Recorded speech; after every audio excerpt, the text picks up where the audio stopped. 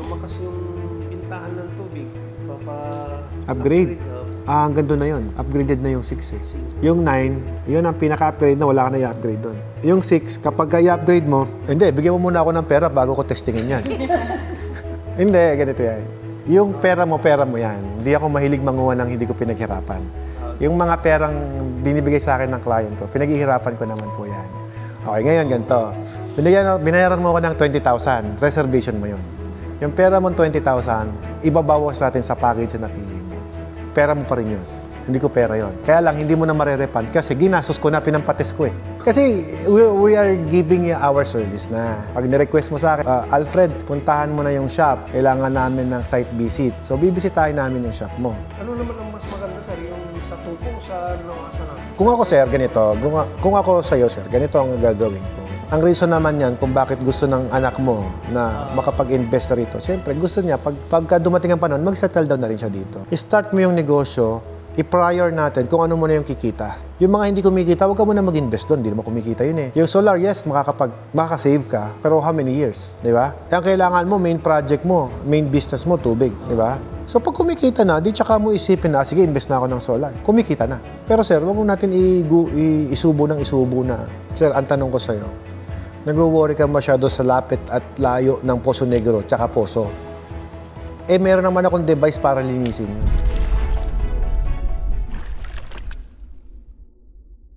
Uy, dito kayo. Kunyari, package 10 yung binili natin. Halika na. Halika na. Dito ka, sir, sa gitna. Sa gitna kayo. Para kayo po yung VIP namin ngayon. Dito kayo, ma'am. Sa gitna. Panggilid lang po ako. Panggilid lang. Watermark sign po. We have sign yan. Yun. Sir, ma'am, thank you so much. Ma'am, thank you. Good luck po sa inyong business venture. Alright guys, so nakapang-5 customer tayo ngayong araw. Anong oras na ba? Alauna pa lang. So, hintay pa tayo ng customer ngayon na pupunta dito sa Alcala, Pangasinan para sa ating bagong business na water station. Minsan water station, minsan laundry, minsan ice plant. So, very excited ako guys kasi meron tayong mga malalaking ice machine na parating sa ngayon. Tayo nyo guys, at magkakaroon tayo ng installment yan very soon. Yung 6 at saka 9, ano naman diferensya dun sa 6 and 9 po, 9 is a high-end machine, 6 po ay high-end na standard machines. High-end pa rin siya pero standard na po yung kanyang materyales. Halimbawa, lumakas yung bintahan ng tubig, upgrade. Hanggang doon na yun. Upgraded na yung 6 eh. Yung 9, yun ang pinaka-upgrade na wala ka na i-upgrade doon. Yung 6, kapag i-upgrade mo, huwag mo na isipin yung upgrade. Ang isipin mo, bili ka isa pang machine. Palitan lang. Hindi, huwag palitan. Dadagdagan mo lang. Magdadagdag na lang ng isang machine. Yes, sir. Huwag mo munang isipin, sir, yung ano. Kasi kapag sa 6 kasi, ibang pyesa kasi yun. Pag in-upgrade mo, gusto mong maging parang 9, imposible yun. Magkaiba ng pyesa. Papalitan ko halos lahat yun. Papalitan ko ng motor, papalitan ko ng filter, tangke, wala. Lahat na, binalitan ko. Iba pala ang pyesa ng size sa kanin. Yes. From 7, 8, 9, pare-parehas ang pyesa niyan. High-end ang pyesa niyan. Yung 4, 5, 6, yun, yung isa pyesa nun. Paano naman yung sa tubo, yung deep well? Deep well. Anong gusto mong gawin? Magkapabaon ka. Usually, yung mga ganyan, per tubo. Kung magkano tubo, yun din yung bayad sa labor. Kung ako sa'yo, sir, yung gumagawan lang ng doon sa bukid, yung nagpapatubig. Oo, yun. Pwede yun. Ginagawa namin doon dahil magsasaka rin ako eh. Oo, sir. Kahit kayo na gumawa eh. Yung ibang client ko, sir, binabare na lang eh. Yung sa may, Samar, Leyte. Gawa kami doon eh. Yung kapitan ng barangay yung kliyente ko doon eh. Ang ginawa po niya, kuha siya ng barena tsaka mahabang binarenan. Ito, saksakan natin ng tubig to. Ng plastic pa nga po yung nilagay niya. Pag saksak namin pong ganun eh. Ayun, may deep well na siya. Shallow well nga lang. Shallow well tawag doon.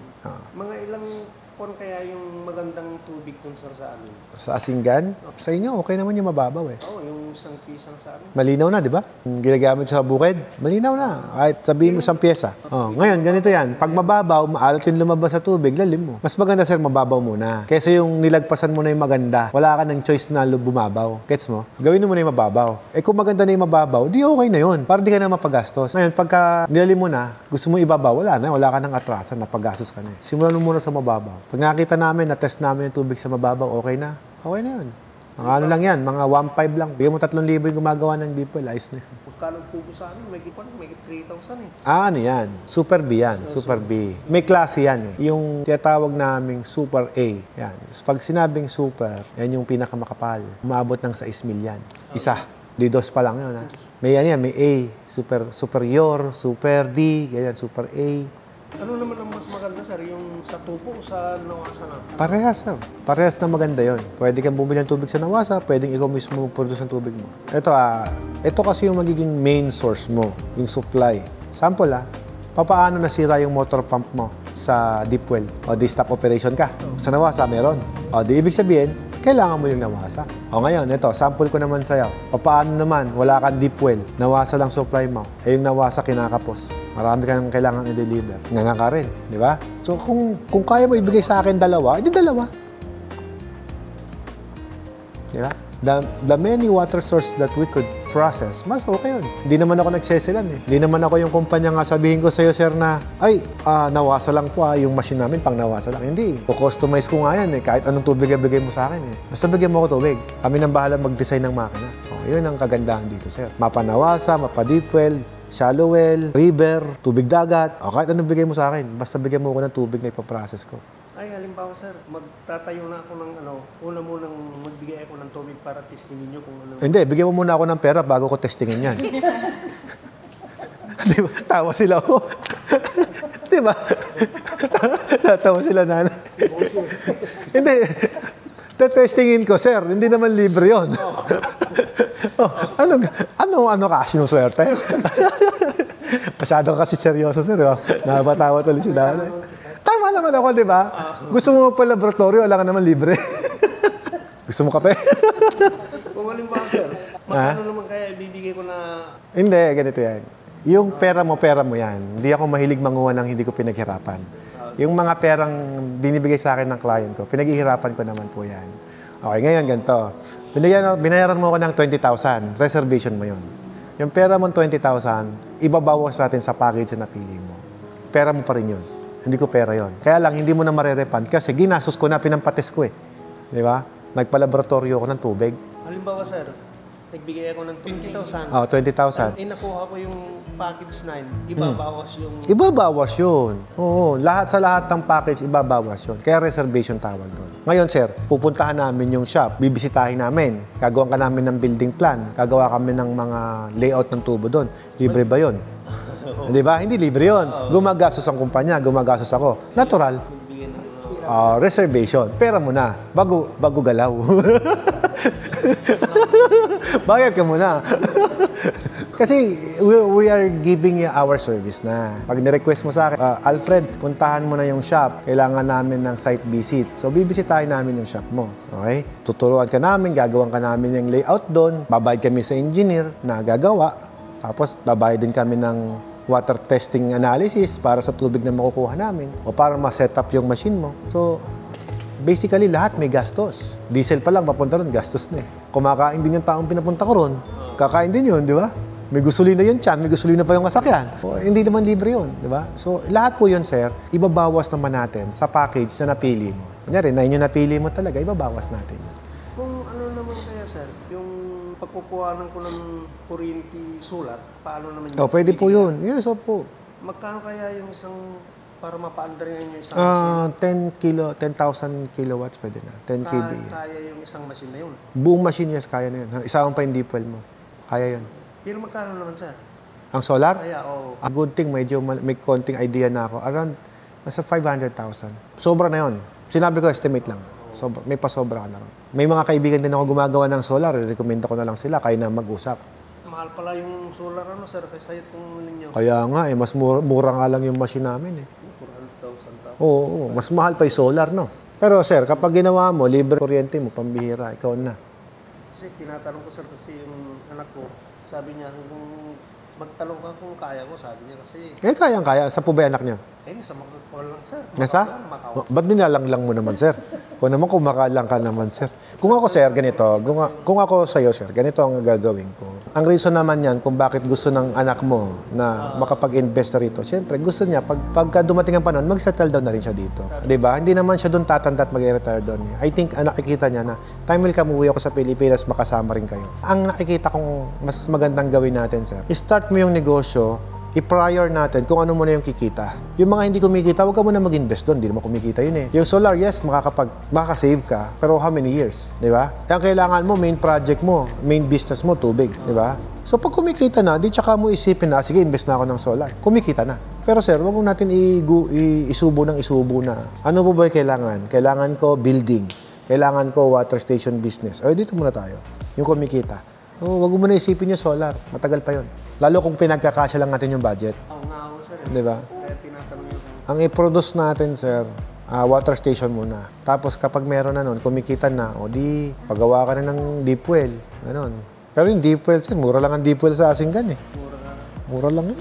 Nung nagpaano ako sa likod ng bahay. Kasi sir, hindi naman ho lahat pinagpala na kagaya ninyo. Yung iba po, pag gumawa ng deep well, minimum 100,000. Yun agad. Kayo, hindi kayo abot ng ganun. Magkano lang ang tubo? 20,000, sabi mo. Ganun lang. Yun nga hindi lahat pinagpala na kagaya ninyo. Marami pong nagpapagawa dyan. Minimum 250,000 agad yung deep well. Paano namang sunod sa amin ni malapit lang? Layo natin, sir. Huwag mo ibaon sa malapit sa Poso Negro. Ito lang mga 20 meter lang siguro. 25 meters is okay. Sir, ang tanong ko sa'yo, nag-worry ka masyado sa lapit at layo ng Poso Negro tsaka Poso. Meron naman akong device para linisin yun. Yung mga dumi ng hotel, yung mga tae nila doon. Sorry for the word. Pero yun kalagay, di ba? Palagay ba wala kaming water treatment na nilalagay doon para bago nila itapon sa sewage yun? Di ba? Meron kaming water system para linisin yun. Wastewater treatment, di ba? O di lagyan kita nun kung gusto mo. Hindi kaya maano yung DOH yun, sir, kung malapit sa... Bakit? Sir, anong dahilan para hindi ka bigyan ng permit? Sige. Bakit mo hindi bibigyan ng permit kung wala naman nakukuha ang bacteria? Oo nga naman. Oo nga naman, di ba?